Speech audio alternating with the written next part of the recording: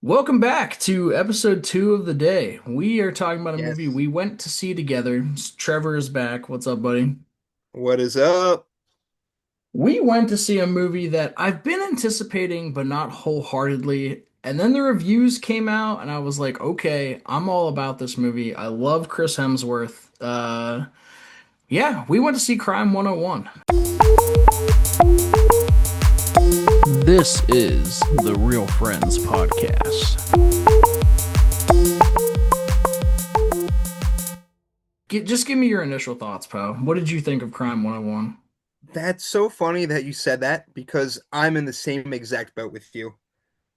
This movie, I like crime thrillers, but I'm like, I feel like they're done so often nowadays. Hmm. Similar to Black Bag, I think that came out last year. I didn't even Yeah. see that because it just sounded boring. The trailers for this film made it sound like a generic thriller heist film. And then, like you said, the reviews came out, and I'm like, oh, this sounds good. Yeah. A bunch of Marvel actors in a thriller, like a Hmm. crime thriller. Okay, let's check it out. And then we saw the movie, and I'm very glad that we did. Yeah, you and me both. I will say, just because you brought up Black Bag. That was Soderbergh's movie from last year. You need to Mhm. watch it. Okay, That movie it's not as ripped. boring as I thought. No, that movie was Okay, awesome. okay, I'll have to check that So, out. yeah. But, I mean, Crime 101, also awesome. I like this Yeah. movie a lot, man. It felt like a 90s action thriller. Chris Hemsworth was so good in this role, like Hmm. shockingly good. Like he was like Jason Statham's transporter, but also like this dude that was like really bad, like down on his luck, like things like that. Like the amount of strings he had to pull, one of which I didn't like, and we'll get into it a little bit later, but I thought hurt the movie. Um, I thought he was really, really good. The main reason I wasn't real excited for this is I'm really tired of seeing Mark Ruffalo as a down on his luck cop. But man, does he Yep. do it so well. Yeah. I came home from that last night and I watched Zodiac because today was the last day Fincher's Zodiac is available on Netflix. So I came home and watched it. And I understand why he keeps getting cast as a cop, dude. He's really good as a cop. And like Mhm. I thought he was great in this movie. He was in. I am not a huge fan of Mark Ruffalo in some spots. Yeah. So I was kind of like, oh, Mark Ruffalo again, but he ripped in this film. Yeah. He was so good. I'm like, I was kind of surprised how much I liked him. Yeah. Yeah. I think I mean, uh, everyone was great. Halle Berry was good. Uh, Yes. There's one person that this is probably going to be a hot take. There's one person this I didn't think was very good, and I think he kind of needs to stop acting. Nick Nolte's too old to be acting, dude. I can't understand a word he says. Like, Oh, I need subtitles every time he talks. Like, I'm kind of over the Nick Nolte train. he didn't add anything special to the film. No. It was just a generic. He could have been a, nobody actor. And Right. I didn't even realize it was Nick Nolte until you told me. Yeah. It was like that bad. Yeah, and he was in Die My Love last year with Jennifer Lawrence and Robert Pattinson playing a very old dying dude, so it made sense. In this, he's playing like a criminal mastermind, like that can't talk right. Like he answers the phone when some or he calls someone, he goes, do you know who this is?" Like I wouldn't. Like you sound like a Right. goat, dude. Like I don't like no. That's so fun. That's so true. That's so true. But besides him, I mean, Barry Keoghan with an American accent, that was sick. Like, I thought he Mhm. was really good in this. I'll talk about because a lot of what I'm going to talk about is towards the end of the movie for what really worked for me. So the one thing I don't understand why it's in this movie, and maybe you can clear it up. The whole girlfriend storyline, the movie was 2 hours and 20 minutes. She added nothing to this movie. Correct. Like the only way it would have made sense to include her is if, we're getting into spoilers now. Later in the movie where they have the moment where he's like, "Hey, I've got to go away to work for a little bit," and she goes, "You need to tell me what you do." if I'm writing this and I need her to be included, I'm telling her what my job is, and she's the reason he gets caught. Then it makes sense Hmm. because he's letting his guard down for one of the first times he accidentally let something slip, and that leads to his demise. Hmm. She That would didn't I would add have seen anything. that coming though. Like that would have been Right, so like, oh, like this movie would have sucked. right. So I, why is I she was there? expecting I was expecting the same exact thing. That she was because she like the way she came in was just like how do you rear end somebody like that and then blame it on like it just seemed like a setup. And I felt like that's why she was there is to kind of have us expect she's the big twist of oh and she's the villain or like part of the whole collusion. But Yeah. no, But she's just there as a love interest for no reason at all. if you're gonna have a red herring though, make it more interesting. Like this movie, like especially the very end, I was like, all right, is it gonna end right here? And it doesn't. I was like, okay, is it gonna end right here? And it doesn't. Typically, when I'm in a movie theater, because I always drink a huge water, like I have to pee towards the end of the movie, I'm like, please have a good ending. End right here. Wuthering Heights did that for me. I was like, hey, it needs to end right here, and the screen went to black. This movie kept going, and I feel like the very end of this movie didn't need to happen at all. Interesting. Like Like the extras, like the extra scenes after like when that. he Okay, when he was driving away, it yeah. should have ended. Him turning around, him doing the letter, him doing the Mustang Mhm. thing, to me, didn't add anything other than more runtime that I didn't need. I could see that. And I could see like they were trying to tie up loose ends, but not really loose ends. Like Right. they could have That easily been mattered. implied. Yeah, Correct. If they would have cut the girl from the film, that would have saved you 10 minutes, 15 minutes, at least. and then just added like I feel like that would have been cool, but it was a little long, which I 100% agree. And if we would have cut that love like the lady, whatever her name was, that movie would have felt more a little bit snappier, in my opinion. And the Mustang thing, then I would have appreciated that being the Yeah. ending, right? But it was on the tail end of the whole letter thing, which, again, to me, it didn't really make sense. That is really my only gripe with this movie, is her Okay. storyline. I absolutely love this movie.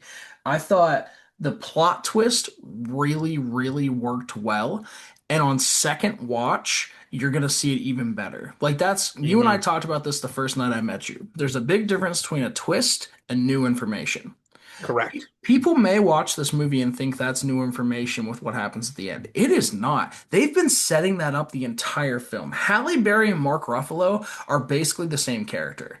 They both work in a dead-end job. They both have bosses that suck. They're not going anywhere and they're looking for a way out. And they had a conversation when they first met about how she doesn't really like her job and she's asking him like, "Hey, you're a public servant. How's that working out for you?" Setting up that maybe something's going to happen later and sure as heck it did. Yes, it did. And oh gosh, what a the ending of that was just stupid good. Yeah. There was a specific scene at the end whenever Chris Hemsworth, I don't e- they really didn't even mention names. I don't even know any of their names at all So in this Hemsworth's film. character is James, but they called him Mike throughout the entire movie. But besides, like Barry Keegan's character didn't have a name. I can't think of what Mark Ruffalo's character was. Like they didn't really use No, names much, like you said. no. Lou. Mark Ruffalo's character's name is Lou. I don't know if I heard that once. Never even heard that. But where was I getting there? Oh, so they were both getting ready in the morning for that what they were doing, hmm and they were putting on the suit. Like he was putting on a shirt, and then you thought it was Chris Hemsworth, and then it cut to a scene, and it was Mark Ruffalo. I'm like, that scene was freaking great. Yeah, I mean, just the way I they was like, like yeah, the it was editing, edited so well. because they were going back and forth between both of them getting ready. That was sick. So we're in full spoiler territory now. I talked about in the Wuthering Heights my issue with this trailer. It's right here. They were setting up, and it was such a cool setup that Mark Ruffalo's character was going to be the guy transporting the jewels that Hemsworth was going to steal. And they don't show us his face when he's getting in the car to keep it mysterious. That reveal would have been so cool if you hadn't shown us in the trailer they're in the car together. See, I didn't even pay attention to the. I saw one trailer and I'm like, this looks. I don't even care about it. So So for me, I was like, whoa. yeah, so I wish I was like that, right? Like I have buddies that I've talked to that don't even watch trailers because of crap like this, and I agree with them because in the trailer they show the full conversation of Steve McQueen. Like the Oh, entire conversation, him in the front seat, Mark Ruffalo in the back seat. So I knew that's exactly what was going to happen, and it took me out of the movie. That's not on the movie, that's on the marketing. that's terrible. Don't give things away in the trailer. That's like the Sinners trailer. Did you watch the Sinners trailer? Yeah, with the well, you knew they were vampires.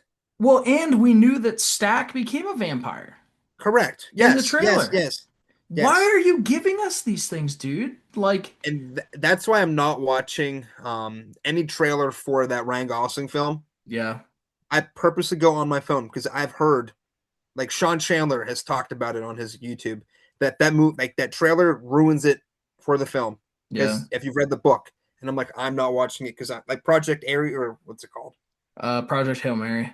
Project Hail Mary.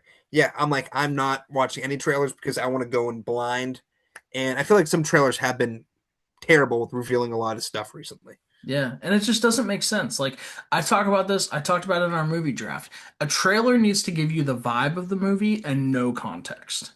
Mhm. Make us know what we're gonna feel, not giving us information, because that ruins movies. Absolutely. But So I'm sad that you knew that that was going to happen at the end because yeah, I was like, oh, this is brilliant. yeah, it was great. Because it wasn't even because they even went to the lengths of like when they go up to the guy and they're like, "Hey, we need you to get off the plane." That wasn't Mark Ruffalo's voice. It was someone else. No. Like they were completely setting it up for that to be a huge reveal. Mhm. And I'm glad for you it was. Oh gosh, that was because you saw Mark Ruffalo. I'm like, oh my gosh, this is gonna be like a double cross of the century. Yeah. And then like the end, it was very The Departed like for me. Yes. And I heard it's called like Heat Light. This film, I've never seen Heat. So I don't know. I imagine it's similar in the vein. But even the title Crime 101, I thought it was brilliant because they were on the 101 in LA. Yeah. Like it's just so And smart. the filming of the 101 all the time, dude, how it opened and then later in the movie where they're going upside down and distorting it. Hmm. Yeah. This movie ripped. Like the Uh-huh. visuals were cool, the acting was cool. I really, Yeah. really enjoyed it. And like we've seen Hemsworth on a lot of Netflix stuff recently. Yep. And I'm glad that we saw him theatrically and he kicked ass. Yep. I was like, this is like he's a good actor. Yeah. And I think that's what is going to bring down the film a little bit though is people are used to seeing Hemsworth Mm-hmm. in Netflix roles. This is a movie from Amazon. Yep. Amazon produced this film. And I'm kind of worried it's not going to get a lot of reception in theaters because people just wait for it to go on to streaming.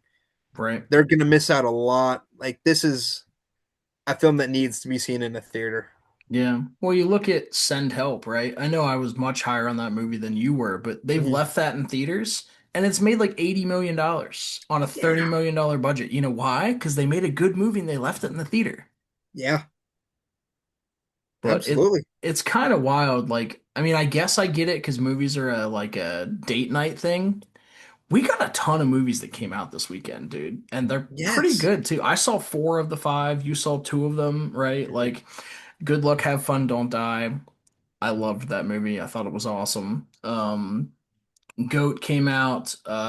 Cold Storage, which I think that's a ton of fun. That's a new take on zombies. And Liam Mhm. Neeson's in it.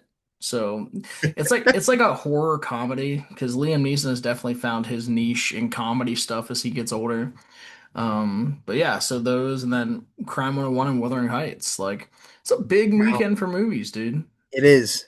And it's all like counter programming, Hmm. in my opinion. Like everything had its own lane. I'm surprised there wasn't any horror, but I guess if you wanted horror, Send Help is still there. Yeah. And Cold If Storage you is could call kind it of horror-y. Like okay. there's horror aspects to it, but But they did Hollywood did a great job this weekend. yeah, I just wish they would have marketed Crime 101 differently. I Because agree. I had no interest in it, so I wouldn't even have seen the trailers. You saw the trailers, and then you're like, it gave away the ending, which Hmm. kind of sucked. Yeah. But just the film was fantastic. Yeah. Just from him getting shot at to start out the film, the first whatever 30, 40 minutes in, I'm like, oh, this dude's gonna die. I thought that's how the film was gonna end, is him dying. Hmm. And no, Barry Keoghan dead. Good. Yeah, right. This dude was a He piece actually of crap. plays a good villain. Oh yeah. I mean, he just looks like a villain, dude. Yeah. Like, He felt a little generic for me. sure. He You was the just see him on the cartoony villain. motorcycle. Yeah, Yeah, he was the absolutely. cartoony villain of the movie. And there were some funny scenes in this too. Oh yeah. Surprising. Like, I was like, this is a pretty great film. Yeah. Yeah, I had an absolute blast watching it. It's definitely one I want to watch again. I mean, I'm gonna get it on 4K because of like those shots over the 101 and yeah, the beauty of like the beach house he lived on. Like, yeah, I had a Mhm. blast. I wish they would have told us how much money he's made. I was Yeah. because he was like, retirement money or whatever he called it. And I'm like, how much money do you need for you to be done? Like, because this is some like crazy work that he's doing. Mm-hmm. Like you could die. I mean, he got inches, millimeters away from death, getting shot in the car on that drug deal gone wrong, or the diamond deal Diamond. gone wrong. Yeah. Like, oh, but what a way. That ending was so fun. Yeah. And then nobody ended up, I think, yeah, that the jewelry, nobody even knew that the diamonds were fake unless you're Mark Ruffalo. Right. Like, oh gosh. And that was so smart too, because again, like it's not new information. He went to the evidence locker and got them out. Like, but it's Hmm. not in your face enough for you to be like, oh, this is what's gonna happen. Like it was, to me, it was a perfectly set up twist. And I really, because Absolutely. I will say when he just looked at Chris Hemsworth and he's like, just leave. I was like, what are we doing? I was like, this, to me, this is gonna piss me off. Like the ending of this is just gonna make me so mad because what, you're just gonna let him go because he shot the guy that was gonna shoot you. And then when the diamond thing happens, I was like, you got me. You got me. Yeah. Yeah. And they did a good job with making the two engaged people like super unlikable too. Yeah. So you don't care. It made the insurance people, insurance is gonna get their money regardless. Mm. So it's a big fu to the insurance companies. Like, what a fun film. And oh my gosh, what is her name? I'm so bad with names tonight. Halle Berry. Halle Berry. This is one of the best performances I've seen of her, Sure. in my opinion. Um, she did a great job, and it was interesting that they talked about like, oh, you're 53, nobody wants you anymore. Mm-hmm. And I think we've seen that a lot in the past few years in Mm-hmm. films. Like this wasn't the main subject of the film, but even with like the substance, that's what the whole like Right. aging women in Hollywood. And I guess it kind of does work well because there's not like that one or two young actors like actresses who were leading the way. Yep. Like you have your Sydney Sweeney's, you have your I wouldn't even I hate Dakota Johnson, but I guess we've seen her and stuff. I couldn't Yeah. even. I finished the material or materialist today. It took me 3 nights to get through Yeah. that because I I'm just her I'm acting is just not yeah, it. I'm sorry that you watched that. Yeah, it's Well, A talk twenty about four. Talk about a disappointment of the year, dude. A24, Chris Evans, Pedro Pascal. Like I was expecting it to be cool when Yeah, yeah, no. not it. But it's nice that Hollywood's allowing these older quote unquote actresses in again in these kind of roles that it's kind of like, oh, you're an older lady and like the new Hollywood, and they're ripping. They're Yeah. I love them. So Yeah, yeah, her, Julia Roberts. Like, we have some of our yeah, good young ones like Margaret Qualley, Aubrey yeah, yeah, Plaza, yeah, yeah, people like that. Like they're doing well, but it felt very real. The idea of yeah. like her reaction felt organic because it's like, let me give you a number, 53. You can't sell 53. Like Hmm. he to me was a bigger villain than anyone else in the movie, her boss. What an absolute piece of crap. Yes. And unfortunately, that's how it is in some Oh yeah. places. I mean, we saw it in Send Help too, right? Like Rachel Yeah. McAdams' Oh yeah, character man. was, the probably the most qualified person at the company, but because she's not a young college frat dude that plays golf, like she's not gonna Hmm. get it. Yeah, it is funny that because we've had these waves, right? We've had waves of movies like in the 90s or the 80s and the 90s, the Russians were enemies in movies because that was a thing. Getting Yeah. into the 2000s, it's people from the Middle East are the enemies. It's all these war movies, things like that. In the 2020s, it feels like corporate America is the enemy. And we keep Yeah. seeing that in movies over and over again. And yeah, it's compelling. It's a sign of the times. And it's interesting because corporate America is the ones who are funding these films. Isn't that The wild? billionaire, like it's not like little studio Paramount, little studio Disney. These are multi-billion-dollar companies that are saying, "Oh, we want to, appeal to the everyday person, so we're Hmm. coming at us." It's kind Yeah. of funny. Like Yeah. they're so self-aware. Jeff Bezos funding this is hilarious. Yeah, he's the exact person, who the film's like, F you to. So, Yeah. But no, man, I loved it. I don't really have much else to say. I want people to go see this. We yes. said it was a spoiler review, so sorry if you're watching this. I know there's people out there that just watch these and don't watch the movies, but this is one you should definitely check out. And I feel like the movie, there's so much to this movie that we didn't even talk about Hmm. that it's such a fun movie. I was not expecting to love it as much. And then because I watch a lot of YouTube, like Grace Randolph I'd watched a spoiler free review of her. She was like, "Yeah, this movie's 2 hours and 20 minutes." And I'm like, "Oh my gosh, this is going to be a snooze fest." And it was not. I was engaged the entire time. I should say 95% of the time. Yeah. But yeah, I was thoroughly impressed. Yeah. So check I it out. think I Great think you take acting. I think you take the girlfriend stuff out like we said, and it's a near perfect movie. Hmm. Could not agree more. So I rated Wuthering Heights first last time, so give me your rating of Crime Yeah. 101, pal. So funny enough, this is also getting an 8 out of 10. I know it's the same review that I gave Wuthering Heights. I love both films for each other or each their own. I really just thought there you could have removed that. Like that girlfriend thing was so unnecessary for me. It brought down a star. Yep. Um, and I'm really trying to be picky this year about what I give a 10. Sure. Because in years past, I've been like 4.5, 5, 4.5, 5 on everything.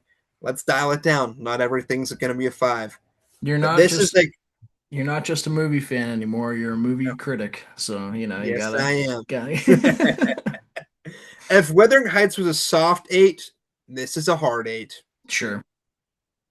Yep. I'm with you 100%. I had this as at a 9 other than the girlfriend stuff. This is the strongest 8 I could give. Yes. I told you before we hopped on, it's my second favorite movie of the year behind Bone Temple, and I'm mad at you people for not going to see Bone Temple because Uh huh. we are not going probably not going to get the third one because it bombed at the box office and it was a damn near masterpiece.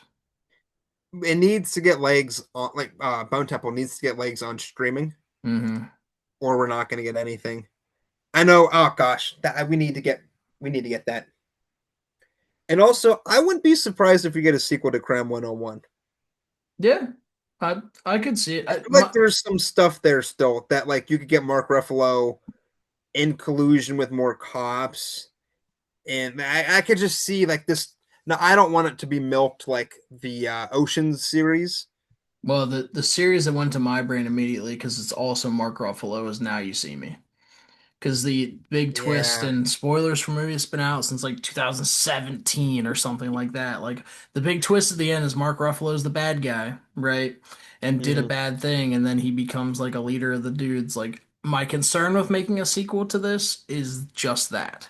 What I would want if we do one is do it like the Transporter and put Chris Hemsworth in an entirely different city and it's just something else entirely. Like it's like Crime 102 if we do a Yeah. sequel. I don't Yeah. need one. I think this was a succinct movie that we don't need a sequel to, but if you're gonna do it, put Chris Hemsworth in a different town, like they used to do with the Transporters, and I think it would be awesome. Yeah. I'm such a sequel person now. I'm just like make everything a sequel. Yeah, I kind of thought it was too long, but yet I wanted so much more at the same time. sure. Like same thing with Wuthering Heights. But Yeah. oh, what a great film. Yeah. Yeah, we saw two good ones this weekend, man. And We if you did. you haven't seen it yet, you have got to go see Sam Rockwell in Good Luck, Have Fun, Don't Die. Have I to. was planning on seeing it today. I'm actually going to see that on Wednesday. Nice. I'm just, I love Gore Verbinski. A Cure for Wellness is one of my favorite films ever that no one has seen, Yeah, and he I haven't directed seen that. it. This is my f first Verbinski movie. I haven't seen that one. So yeah, check that out. Check that out. You were gonna love it, I think. Mia Goth, Gore Verbinski, I'll take it. I love some Mia Goth too. So, So but yeah, sweet. go check out this film, everyone. Crime Yep. 101. Go check it out. Yep. This has been the double whammy episode. We did it last week Hmm. too with Shelter and Iron Lung. We're doing it this week. So Wuthering Heights, if you didn't listen to our review, hop over there. And Crime 101. That's Hmm. Trevor over there. Thanks for coming on, buddy. Absolutely. And check out both of our YouTubes, face or Instagram, TikTok, whatever we got. Yeah, keep us tell us what your favorite movies are that you saw this Valentine's Day weekend. Yeah. And you guys always know on the Real Friends podcast, if you want to recommend a movie for us to review, we will. And if you want to come on and review it with us, let's do it, dude. So we're just a bunch of friends talking about movies. So, all right. Well, hey, I just said the name, but this has been the Real Friends podcast, and we'll see you guys next time. See you guys.